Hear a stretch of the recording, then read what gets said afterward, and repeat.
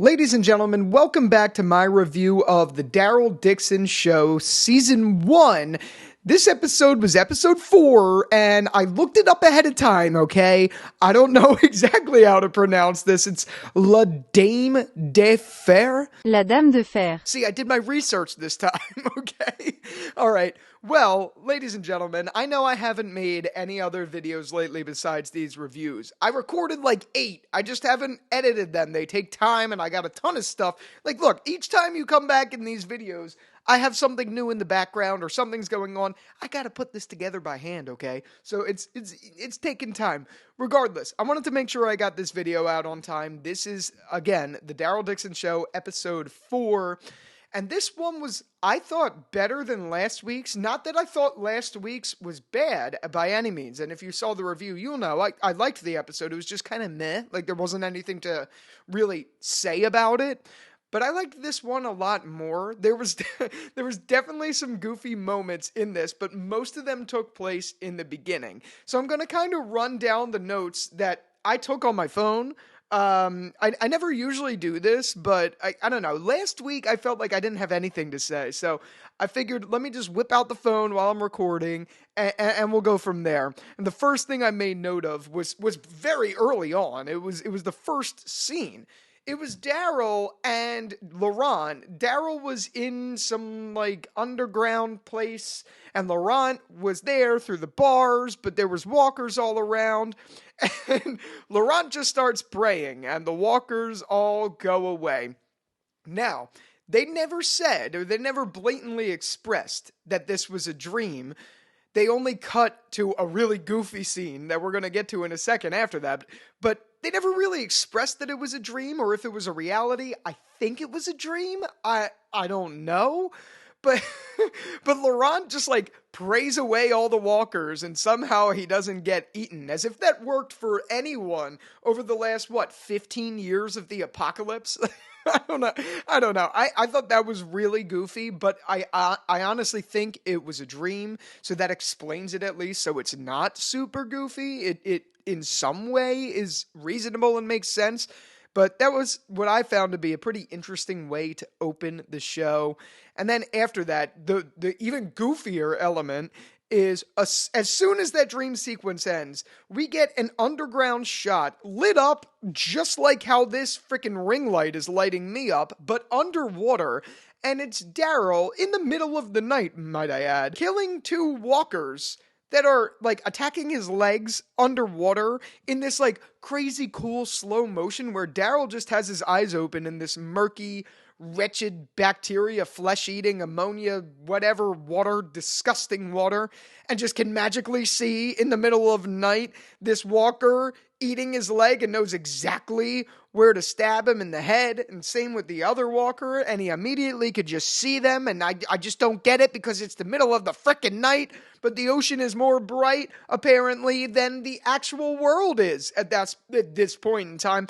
It made no sense to me. I'm not gonna lie. I thought it was extremely goofy. It kind of looked like something you'd see in a commercial or like a promo of a show. Like, it didn't look like something we'd get in the the actual episode. I thought it was extremely corny because, again, it's supposed to be pitch black. Have you ever been in water in the middle of the night when there's not proper lighting around you? You'll know you can't see, like, anything. But apparently Daryl can. Totally fine. I don't know. I thought that was a little goofy. I mean, especially when I could barely see the screen to begin with. But whatever. That was because I had glare. Look at those windows in the back. I had glare. But whatever. So I don't know. After this took place, it was Daryl trying to find Laurent, and Isabel trying to find Laurent. Magically, they meet up again, but along the way, one thing I thought that was really interesting was Quinn, the bad guy, the one who looks like he's from Inglourious Basterds. He's interrogating the woman that Laurent, went up to and magically cured her because her husband died 3 days ago in the previous episode, or maybe 2 episodes ago. I don't know. But she's being interrogated by Quinn, and she's like, well, we all listen to Laurent. Laurent's the Messiah, all that stuff. And even Quinn's like, Jesus, like he even is like, this is a stupid point. It's a stupid plot point. Now, okay, maybe it's going to lead to something. Maybe. I don't know. But it doesn't seem to be going anywhere. It just seems to be all of these people just believe in Laurent like he's the next Jesus Christ. I don't know. It's just, it's funny, and I'm glad that there's characters like Quinn and Daryl who are just like, oh my God, shut up. Like, because no one practically, after 15 years of an apocalypse, is going to sit there and be like, oh, yep, he's the Messiah. Just, no. I mean, and look, the story may play out where that's the case, and he actually is the Messiah. It just it doesn't seem like that's where it's actually going to go. I don't know. But the other thing I wanted to say along that, outside of the interrogation, there is a scene shortly after of Daryl walking down the streets, and the Pigeon Man is on his bike, and I guess he's being followed or something by Quinn's group, and they put like the pigeon bike on the side. But the Pigeon Man has a problem with it because the evil people are going to take the pigeons, so he goes out and tries to save the day, but obviously ends up getting whacked. So Daryl, which I found interesting, I mean, I liked it. I'm not saying it's a bad thing, but Daryl, after he gets shot and after the bad people go away, or Daryl kills them, I guess, whatever. After that all takes place, Daryl then goes to the dying man he only met once, and he releases the pigeons based off of his request, which was really great scene to see for Daryl because we never got that. Daryl's never been this kind of guy. Like in The Walking Dead, Daryl would have just looked at the guy and been like, and then like walked away. He wouldn't have cared. He wouldn't have done anything.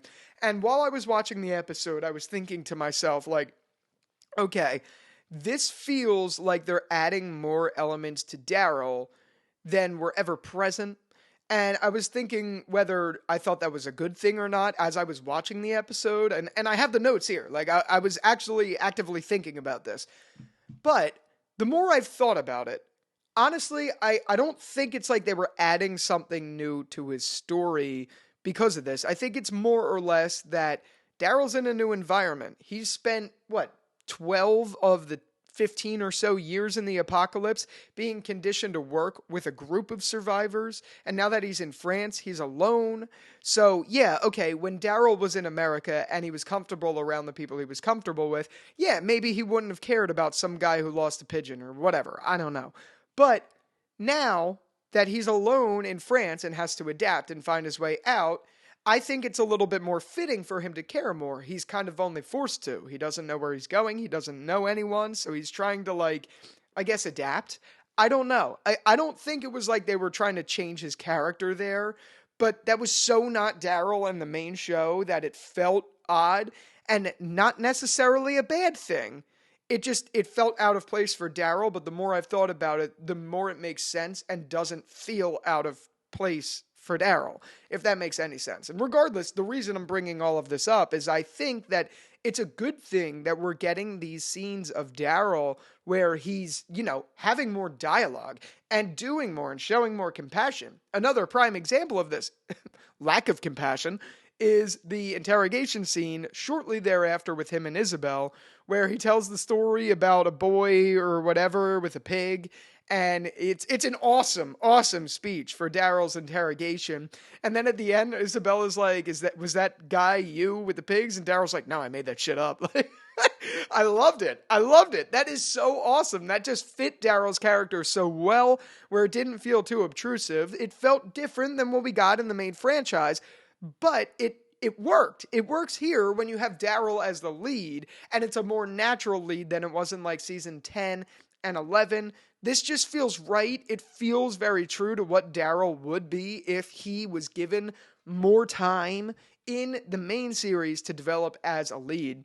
That being said, I love what we got here. I love the addition of that. Now, the last thing that I really wanted to bring up for this review. There was other stuff that happened, right? Like Quinn took Laurent and he's like holding him and using him as bait essentially for Daryl to come in and swoop so that they could go to the CRM lady. I don't know her name, but they could, I guess, negotiate and like they'll take Daryl and I don't know. Quinn's using him as bait, or not Quinn.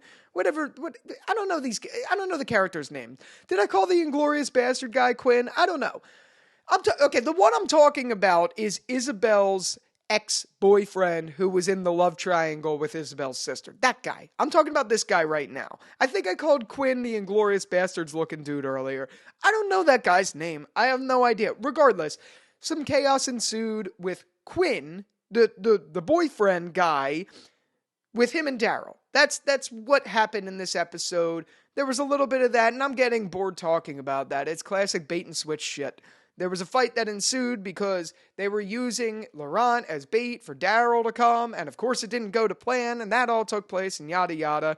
But in order for Laurent to be set up as bait, dude goes to the Eiffel Tower, right? And under the Eiffel Tower, there are, like 300 walkers? Probably 300 or so. I don't know what just happened to my camera, but there 300, I guess, walkers. I don't know. They're all chilling under the Eiffel Tower, and out of nowhere, one of them just peeps through, and he literally barely sees Laurent, and because of that, all 300 of those walkers who were probably in that captivity for, 15 years, just magically escape. No fucking way. Like, no way. Oh, that is like the most convenient story I've ever heard. I thought that was absolutely ridiculous. I don't know what that was. I don't know why they had to do that, but it was just ridiculous. And I'm sure there was a million other ways you could have had a ton of walkers get around Laurent than have it set up where it was so unbelievable that it made me laugh. Now, again, there were stupid moments like that and like the Messiah thing in the beginning that I didn't like. But that doesn't mean I didn't like this episode. I liked this episode a lot. And so far, we're 4 episodes in. There hasn't been one bad episode. Daryl Dixon Season 1 is really panning out to be a fantastic season of the Walking Dead universe. Now, that being said, I'm not going to go out that far and say that this is like one of the best seasons of TV I've ever seen. It's not. It's a spin-off of The Walking Dead. So I think that in and of itself can only set the bar so high, but it is a very good season of TV. It's compelling. I do genuinely enjoy it. Is it the next Sopranos? No. Is it the next Breaking Bad? No. But it is very good. It's honestly, it's some of the best The Walking Dead's ever made. It really is. I'm genuinely enjoying this. So far, even though there's some goofy elements, I don't think there's any bad episodes thus far in the Daryl Dixon spinoff. And that's really all I have to say about it. I'm looking forward to see what happens. It's kind of interesting to me that Isabel, at the last minute, after pronouncing that she likes Daryl, it's pretty interesting that she decided to stay back. And I think they explained it in the episode. And if they did, be sure to let me know down in the comments. But she said something like, oh, I have to stay behind because the fight's not over. Or something. It was a stupid reason. Honestly, it was a very stupid reason for her to leave her fucking, basically her son, even though it's her nephew, and the guy she just claimed that she likes behind to go do what? I don't know. It didn't make any sense. But I'm interested to see where it goes because now it's kind of feeling like The Last of Us where Daryl and the kid are alone and they're off to go do the mission.